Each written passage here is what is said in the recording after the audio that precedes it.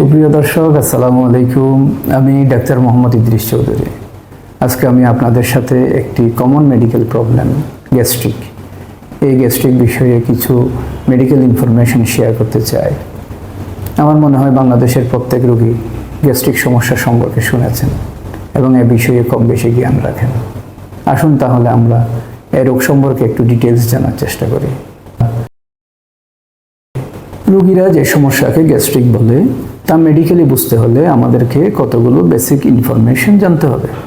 আমরা যখন খাবার খাই, খাবারগুলো খাদ্যনালী হয়ে, পাকস্থলী হয়ে, ডিউডেনাম হয়ে পেটের নিচের অংশে নেমে যায়।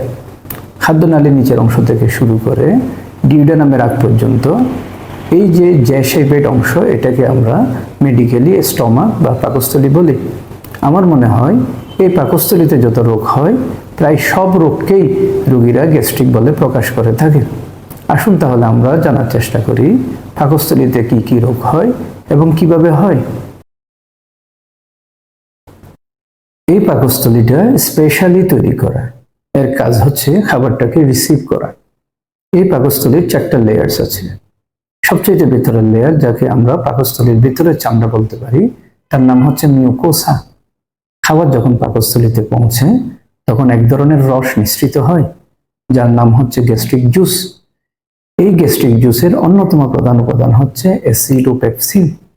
এদের কাজ হচ্ছে খাবারটাকে ডিটক্সিফাই করা, জীবাণুমুক্ত করা এবং খাবারটাকে হজমের জন্য প্রাথমিক প্রক্রিয়া শুরু করা।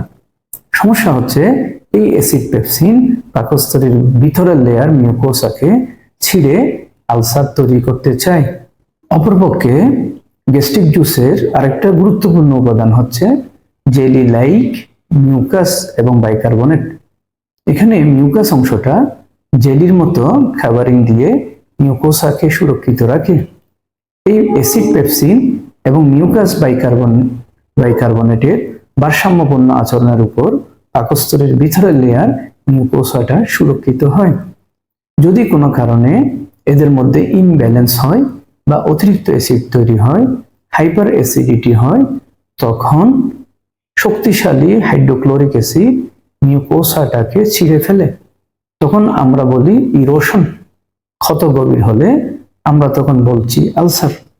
আলসারটা স্টোমাকে হলে বলছি গ্যাস্ট্রিক আলসার, আলসারটা ডিউডেনামে হলে বলছি ডিউডেনাল আলসার। জটিলতা হিসেবে ক্ষত গভীর হয়ে স্টোমাক ফুটো হলে আমরা বলছি পারফোরেশন, আর ব্লিডিং বা রক্তক্ষরণ হলে আমরা বলছি ব্লিডিং পেপটিক আলসার ডিজিজ। দীর্ঘমেয়াদে কিছু কিছু আলসার ক্যান্সারে ট্রান্সফর্ম হতে পারে। আমার মনে হয় উল্লেখিত হালকা থেকে জটিল সবগুলো সমস্যাকেই রোগীরা গ্যাস্ট্রিক বলে প্রকাশ করে থাকে। আসুন আমরা এবার জানার চেষ্টা করি গ্যাস্ট্রিকের কারণ কি কি। বর্তমান রিসার্চ বলছে গ্যাস্ট্রিকের প্রধান কারণ হলো হেলিকোব্যাক্টর পাইলোরি নামক এক ধরনের জীবাণু, যা অস্বাস্থ্যকর খাবার এবং দূষিত পানির মাধ্যমে মানুষের পেটে ঢুকে এবং এরা পাকস্থলীতে বাসা বাঁধে। এরা ইনফ্লামেশন বা গ্যাস্ট্রাইটিস করে মিউকোসাকে দুর্বল করে ফেলে। অপরপক্ষে এই জীবাণু অ্যাসিড সিক্রেশনটা বাড়িয়ে দেয় এবং মিউকাস সিক্রেশনটা কমিয়ে দেয়। এভাবে এরা আলসার তৈরির ব্যাকগ্রাউন্ড তৈরি করে। গ্যাস্ট্রিক হওয়ার দ্বিতীয় যে গুরুত্বপূর্ণ কারণ তা হলো আলসারোজেনিক ড্রাগস, বিশেষ করে NSAID গ্রুপের ওষুধগুলো। এই ওষুধগুলো উচ্চ মাত্রায় দীর্ঘদিন খেলে মিউকোসা ছিঁড়ে আলসার করতে পারে। তাছাড়া দীর্ঘমেয়াদী স্মোকিং, অ্যালকোহলিজম, টেনশন, দুশ্চিন্তা, যথাসময়ে খাবার না খাওয়া, অস্বাস্থ্যকর কেমিক্যালযুক্ত খাবার, অতিরিক্ত তৈলাক্ত, জাল মশলা জাতীয় খাবার আলসার তৈরির ক্ষেত্র তৈরি করে। এবার আসি গ্যাস্ট্রিকের লক্ষণসমূহ কি কি। গ্যাস্ট্রিকের প্রাথমিক লক্ষণ হচ্ছে পেটের উপরের অংশে ডিসকমফোর্ট লাগা, অস্বস্তি লাগা, বারবার লাগা, ফোলা ফোলা লাগা, ডেকুর উঠে, মাঝে মাঝে ঘেঁস বের হয় এবং মাঝে মাঝে বমির ভাব হয়। বুক পেট জ্বালাপোড়া করতে পারে। এক পর্যায়ে পেটের উপরের অংশে ব্যথা হয়। এই ব্যথার তীব্রতা হালকা, মাঝারি বা তীব্র হতে পারে। আর গ্যাস্ট্রিকের ব্যথার একটা পিকুলারিটি হচ্ছে এই ব্যথার সাথে খাবারের একটা সম্পর্ক আছে। কিছু ব্যথা খাবার খেলে বাড়ে, আবার কিছু ব্যথা খাবার খেলে কমে যায়। আরেকটা পিকুলারিটি, স্পেশালিটি হচ্ছে এই ব্যথা রিকারেন্ট হয়, এই ব্যথাটা বারবার আসে। এক পর্যায়ে জটিলতা ধারণ করলে ব্যথাটা কন্টিনিউয়াস হয়ে যায়, অথবা প্রচন্ড উপরের পেটে ব্যথা হয়ে রক্ত বমি বা কালো কালো আলকাতরার মতো পায়খানা হতে পারে। বয়স্কদের আলসার গুলো অনেক সময় লক্ষণহীন হতে পারে অথবা হালকা লক্ষণ দেখা দিতে পারে। সামান্য একটু খাবার অরুচি নিয়ে রোগী প্রেজেন্ট করতে পারে, কিন্তু ভিতরে ভিতরে ব্লিডিং হয়ে রোগী রক্তশূন্য হয়ে যেতে পারে।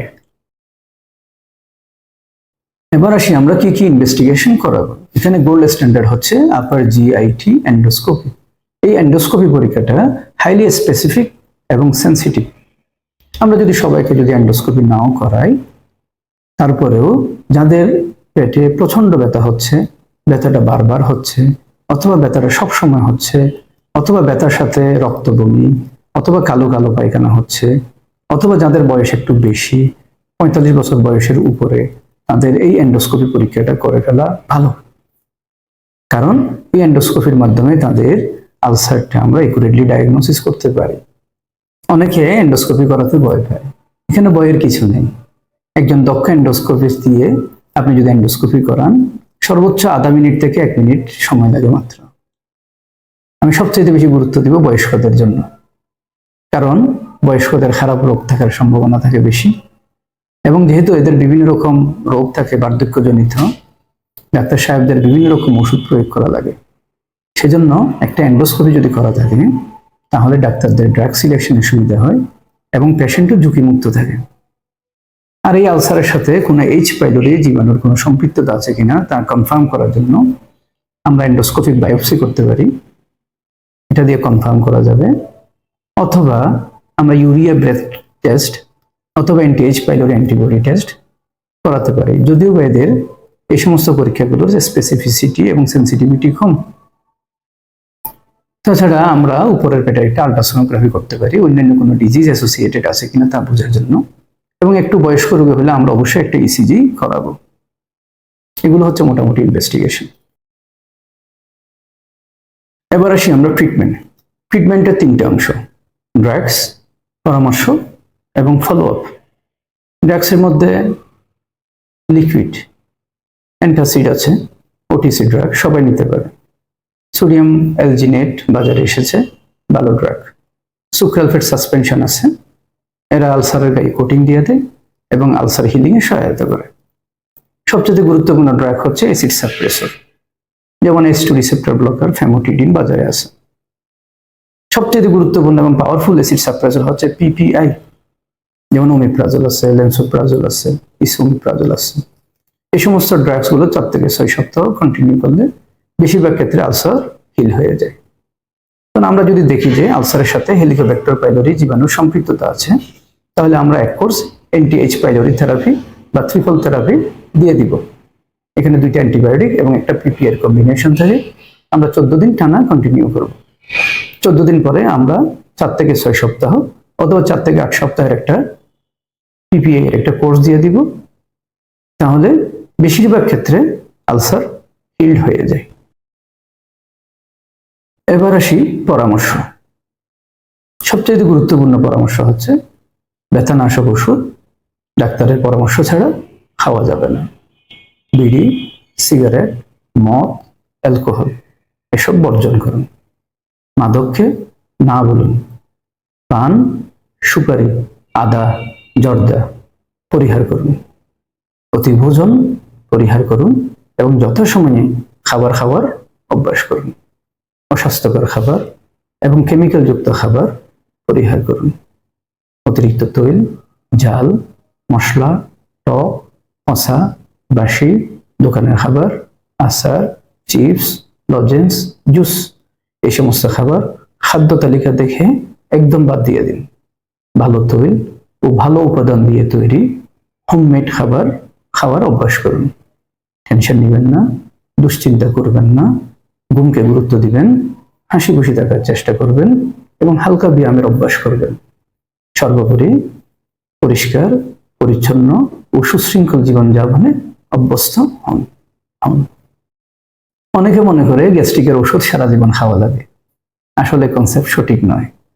আপনি যদি নিয়ম মানেন এবং একজন বিশেষজ্ঞ বা একজন অভিজ্ঞ ডাক্তারের তত্ত্বাবধানে ফলো আপ করে ট্রিটমেন্ট করান, তাহলে আশা করি আপনি গ্যাস্ট্রিক মুক্ত হতে পারবেন।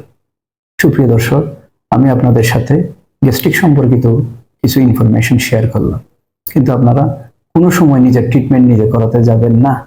অবশ্যই একজন বিশেষজ্ঞ বা একজন অভিজ্ঞ ডাক্তারের তত্ত্বাবধানে থেকে ট্রিটমেন্ট করাবেন। আশা করি আপনারা ভালো হবেন। আজ এই পর্যন্ত। আমাদের পরবর্তী ভিডিও অ্যাসিড রিফ্লাক্স বা বুক জ্বালা পোড়ার উপর হবে। দেখার অনুরোধ রইল। আজ এই পর্যন্ত। আল্লাহ হাফেজ।